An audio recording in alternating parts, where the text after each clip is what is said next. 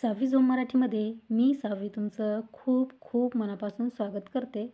आज मी तुम्हाला शिळ्या भातापासून एकदम सॉफ्ट आणि स्पंजी असा नाश्त्याचा पदार्थ बनवून दाखवणार आहे. हा पदार्थ करायला खूप सोपा आहे आणि खायलाही तितका टेस्टी लागतो. तुम्हाला रोज रोज ते नाश्त्याचे पदार्थ खाऊन कंटाळा आला असेल तर ही रेसिपी तुम्ही नक्की ट्राय करू शकता.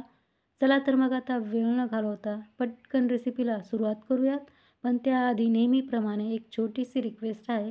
रेसिपी तुम्हाला कुठल्याही क्षणी थोडी जरी आवडली तर रेसिपीला लाईक आणि चॅनलला सबस्क्राईब करायला अजिबात विसरू नका. सुरुवातीला मी इथे भात घेतला आहे. हा भात मी रात्रीच्या जेवणासाठी बनवला होता, पण माझ्याकडून भात थोडासा जास्त झाला आणि मग तो भात शिल्लक राहिला. शिल्लक राहिलेला भात मी बाउलमध्ये भरून झाकून फ्रीजमध्ये ठेवून दिला. तर सकाळी मला नाश्ता बनवायचा होता, तेव्हा मी फ्रीज उघडलं तर त्यामध्ये मला शिल्लक राहिलेला भात दिसला. आता ह्या भाताचं करायचं काय हा प्रश्न मला देखील पडला, पण म्हटलं चला ह्याच भातापासून आता काहीतरी आपण नाश्त्याचा पदार्थ बनवूयात, जो करायलाही खूप सोपा असेल आणि खायलाही सर्वांना आवडेल. आपण रोज घरामध्ये भात बनवतो आणि कधी ना कधी भात थोडा जास्त होतो आणि मग तो शिल्लक राहतो. शिल्लक राहिलेल्या भातापासून आपण फक्त फोडणीचा भात बनवतो. पण आपण फोडणीचा भात न करता हा नाश्ता जर करून पाहिला आणि सर्वांना खायला दिला तर मी खात्री देते सर्वांना हा नाश्ता खूप आवडेल. तर तुम्ही पाहू शकता, तुमच्याशी गप्पा मारता मारता पहा भात मी छान मोकळा केला आणि मोकळा केल्यानंतर भात एका वाटीने मोजून घेतला. 2 वाटी भात भरलेला आहे. मिक्सरच्या भांड्यात घातला आहे. अगदी थोडासा वरती आहे, हरकत नाही. पुढचं आपल्याला साहित्य मोजून घेता यावं म्हणून मी तुम्हाला भात मोजून दाखवला आहे. आता यामध्ये आपल्याला अर्धी वाटी बेसन पीठ घालायचं आहे, म्हणजे चण्याच्या डाळीचं पीठ घालायचं आहे. आता त्याच वाटीने आपल्याला इथे अर्धी वाटी दही यामध्ये घालायचं आहे. दही आंबट असेल तरी देखील चालेल. आता यामध्ये अर्धी वाटी पाणी घालायचं आहे आणि मिक्सरला हा भात चांगला फिरवून घ्यायचा आहे. खूप जास्त बारीकही करायचा नाही. रवा असतो पहा त्या पद्धतीनं आपल्याला हा भात बारीक करून घ्यायचा आहे. लागलं तर आणखीसुद्धा पाणी तुम्ही यामध्ये घालू शकता. तर तुम्ही पाहू शकता भाताची मी छान अशी पेस्ट तयार करून घेतली आहे. थोडीशी रवाळच ठेवली आहे आणि ही पेस्ट करताना आणखी अर्धी वाटी यामध्ये मी पाणी घातलं आहे. जे टोटल आपण 1 वाटी पाण्याचा वापर करून पेस्ट तयार केली आहे. आता लगेच यामध्ये आपल्याला अर्धा चमचा जिरे घालायचे आहेत. आता 1 चमचा आपल्याला हिरवी मिरची, आलं आणि लसणाची पेस्ट घालायची आहे. हे मी मिक्सरला जाडसर पाणी न घालता वाटून घेतलं आहे. आता चवीपुरतं मीठ घालायचं आहे.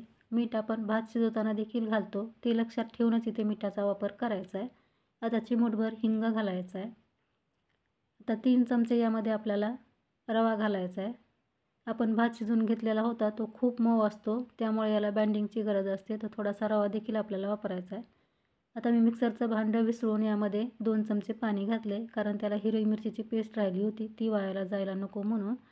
आता आपल्याला हे सर्व साहित्य छान एकजीव करून घ्यायचं आहे, म्हणजेच मिक्स करायचं आहे. तर तुम्ही पाहू शकता घातलेलं सर्व साहित्य या पेस्टमध्ये छान मिक्स झालं आहे. आपण यामध्ये रवा वापरला आहे म्हणून आपल्याला ही सेट होण्यासाठी किंवा रवा भिजण्यासाठी झाकण ठेवून 5 मिनिटे पेस्ट साईडला ठेवून द्यायची आहे. तोपर्यंत आपण लगेच चटणी बनवून घेऊयात. त्यासाठी मिक्सरच्या भांड्यामध्ये एक छोटी वाटी ओल्या खोबऱ्याचे काप घालायचे आहेत. तुम्ही इथे सुकं खोबरं देखील वापरू शकता. आता 2 हिरव्या मिरच्या घालायच्या आहेत किंवा मिरची तुमच्या आवडीप्रमाणे कमी अधिकही करू शकता. आता थोडासा कढीपत्ता घालायचा आहे, म्हणजे 7 ते 8 पानं कढीपत्त्याचे घालायचे आहेत. पुदिना असेल तर पुदिनासुद्धा तुम्ही घालू शकता. आता मुठभर कोथिंबीर घालायची आहे, स्वच्छ निवडून धुवून घेतलेली. आता 5 ते 7 आपल्याला लसूण पाकळ्या घालायच्या आहेत. तुम्ही आलंसुद्धा यामध्ये घालू शकता, मी आलं घातलं नाही. आता अर्धा चमचा जिरे घालायचे आहेत. आता चवीपुरतं मीठ घालायचं आहे. आता 2 टेबलस्पून आपल्याला यामध्ये दही घालायचं आहे. आता अर्धी वाटी पाणी घालायचं आहे किंवा लागेल तसं पाणी घालून तुम्ही मिक्सरला याची छान चटणी वाटून घ्यायची आहे. अगदी झटपट पण खायला खूप टेस्टी अशी मस्त चटणी आपली तयार झाली आहे. चटणी बाउलमध्ये काढून घेऊयात. मी चटणी अशीच सर्व करणार आहे, पण तुम्हाला आवडत असेल तर तुम्ही यावरती तडका देखील घालू शकता. आता इथे बॅटरलासुद्धा 5 मिनिटे झाले. आता यामध्ये लगेच आपल्याला पाव चमचा खाण्याचा सोडा घालायचा आहे. त्यालाच आपण बेकिंग सोडा असंही म्हणतो. आता हा ॲक्टिवेट व्हावा म्हणून यावरती मी अगदी थोडंसं पाणी घातलं आहे. आता या बॅटरमध्ये सोडा आपल्याला छान मिक्स करून घ्यायचा आहे. सोडा घालण्या अगोदर आपल्याला कढईमध्ये गॅसवरती पाणी गरम करायला ठेवायचं आहे आणि एका प्लेटला किंवा ताटाला तेल लावून देखील ठेवायचं आहे, म्हणजे पुढची प्रोसेस आपली पटकन होते. सोडा बॅटरमध्ये छान मिक्स झाला की लगेच तेल लावून ठेवलेलं ताट घ्यायचं आहे आणि त्यामध्ये आपल्याला हे तयार बॅटर ओतून घ्यायचं आहे. सोडा यामध्ये खूप जास्त घालायचा नाही पहा. पाव चमचा सोडा भरपूर होतो इतक्या बॅटरसाठी. आता इथे पाण्याला देखील छान उकळी आली. या पाण्यावरती आपण ताट ठेवून द्यायचं आहे. तुमची कढई मोठी असेल तर तुम्ही अगोदर स्टँड ठेवा आणि नंतर त्यावरती ताट ठेवा. माझी कढई छोटी आहे, ताट अलगद वरती राहतं, म्हणून मी यावरती स्टँड ठेवलं नाही. आता वरतून झाकण ठेवून याला आपल्याला मिडियम गॅसवरती 10 ते 12 मिनिटे वाफवून घ्यायचे. आता 12 मिनिटानंतर झाकण काढायचं आहे आणि आपला ढोकळा तयार झाला आहे की नाही हे चेक करायचं आहे.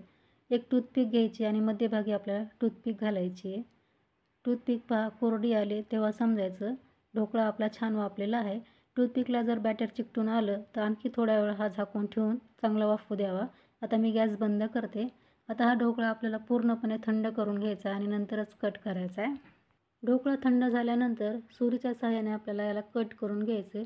तुम्ही पाहू शकता खूपच सॉफ्ट आणि स्पंजी आपला ढोकळा तयार झालेला आहे. नेहमी ढोकळा करण्यापेक्षा भाताचा ढोकळा तुम्ही एकदा करून पहा, खूपच सॉफ्ट होतो, तोंडात टाकताच विरघळतो. तर याला मी छोट्या छोट्या साईजमध्ये कट करणार आहे, म्हणून मी छोट्या छोट्या साईजमध्ये याला कट करते. तुम्हाला जी साईज हवी आहे त्या साईजमध्ये तुम्ही याला कट करून घेऊ शकता. तुम्ही पाहू शकता ढोकळा आपला छान कट झाला आहे, खूप सुंदर दिसतोय. आता आपण हा उलटण्याच्या साहाय्याने काढून घेऊयात. तुम्ही पाहू शकता खूप छान आपला भाताचा ढोकळा तयार झाला आहे. अजिबात ताटाला देखील चिकटला नाही. एकदम सॉफ्ट आणि स्पंजी असा ढोकळा तयार झाला आहे. आता लगेच आपण ढोकळ्यासाठी तडका बनवायला सुरुवात करूयात.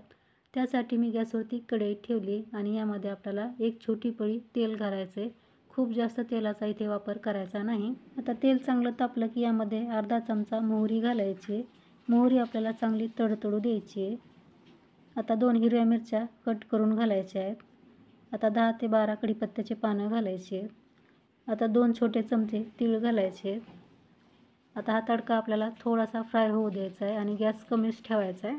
तुम्हाला जर या तडक्यामध्ये जिरं घालायचे असतील तर मोहरीसोबत तुम्ही जिरे देखील घालू शकता. जिरे आज मी ढोकळ्यामध्ये वापरलेत म्हणून तडक्यामध्ये घालणार नाही.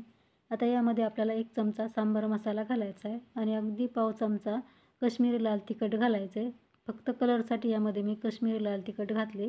तुमच्याकडे नसेल तर तुम्ही साधं घरचं लाल तिखटसुद्धा इथे वापरू शकता. आता काही सेकंद आपण हे मसाले परतून घेतलेत. आता लगेच कट केलेला ढोकळा आपल्याला यामध्ये घालायचा आहे आणि छान तडक्यामध्ये मिक्स करून घ्यायचा आहे.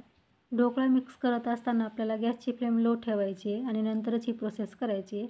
अगदी हलक्या हाताने आपल्याला हा ढोकळा या तडक्यामध्ये मिक्स करायचा आहे. मी यामध्ये आज सांबार मसाला वापरला आहे, पण तुम्हाला जो मसाला आवडतो तो तुम्ही इथे वापरू शकता. सांबार मसाल्यामुळे ढोकळ्याला वेगळी अशी छान चव येते. मला सांबार मसाला घातलेला ढोकळा खूप आवडतो म्हणून मी इथे सांबार मसाला घातला आहे. तर तुम्ही पाहू शकता संपूर्ण ढोकळा मी खूप छान असा या तडक्यामध्ये मिक्स करून घेतला आहे. या ढोकळ्याला रंगही खूप सुरेख आला आहे. मस्त आपला ढोकळा तयार झाला आहे. अगदी हलक्या हाताने मिक्स करायचा आहे. हा ढोकळा खूप सॉफ्ट आहे, लगेच तुटायला लागतो, म्हणून मी अगदी हलक्या हाताने याला मिक्स केलं आहे. आता हा ढोकळा आपण लगेच सर्व करूयात. गॅस बंद करायचा आहे आणि ढोकळा लगेच सर्व करायचा आहे. इथे तुम्ही पाहू शकता ढोकळा मी सर्व केला आहे. खूप सुरेख आपला भाताचा ढोकळा तयार झालेला आहे. हा ढोकळा हिरव्या चटणीसोबत किंवा सॉससोबतसुद्धा खूप टेस्टी लागतो. एकदम भन्नाट असा चवीला ढोकळा तयार झालेला आहे. पहा एकदम सॉफ्ट आणि जाळीदार झाला आहे. एकदा ट्राय करून पहा. भाताचा ढोकळा तुम्ही एकदा करून पाहिला तर नेहमीच करून खाल, इतका सॉफ्ट होतो. तर ट्राय करा आणि कसा झाला हे मला कमेंट्समध्ये सांगायला अजिबात विसरू नका. रेसिपी तुम्हाला कशी वाटली हे सुद्धा कमेंट्समध्ये सांगत जा. रेसिपी आवडली असेल तर रेसिपीला लाईक शेअर करा. चॅनलवरती तुम्ही पहिल्यांदाच आला असाल तर प्लीज आपल्या सावी झूम मराठीला सबस्क्राईब करून समोरील बेल आयकॉनला सुद्धा क्लिक करा, कारण जेव्हा कधी मी नवीन रेसिपी अपलोड करेन त्याचं नोटिफिकेशन तुम्हाला सर्वात अगोदर मिळेल आणि तुम्ही माझी एकही रेसिपी मिस करणार नाही. तर लवकरच भेटू आणखी एका अशा छानशा रेसिपीसह. तोपर्यंत मस्त खा आणि हेल्दी राहा. धन्यवाद.